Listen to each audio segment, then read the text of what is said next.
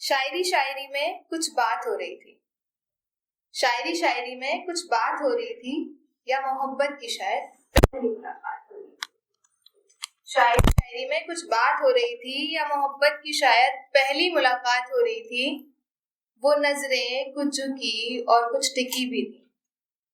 वो नजरें कुछ झुकी और कुछ टिकी भी थी, मानो आंखों ही आंखों में खामोशियां पड़ी जा रही थी।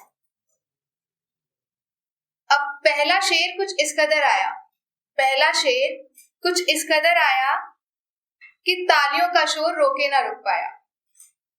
ठीक है, मतलब इमेजिन करना है कि बाहर महफिल लगी हुई है और उसी में ये सब सारे काम हो रहे हैं। तो पहला शेर कुछ इस कदर आया कि तालियों का शोर रोके ना रुक पाया, लेकिन जवाब में फिर जिस कदर अल्फाज पे रोके आए, लेकिन जवाब में फिर जिस कदर अल्फाज पे रोके आए, महफिल का शोर आए हाय आए हाय।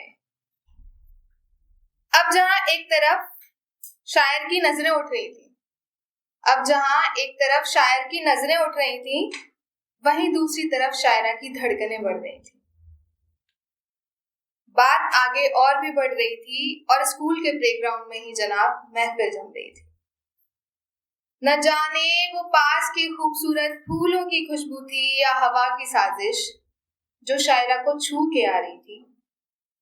लेकिन जनाब अब हमें उससे क्या, जो भी, शायर को तो बिन जाम मदहोश किए जा रही थी।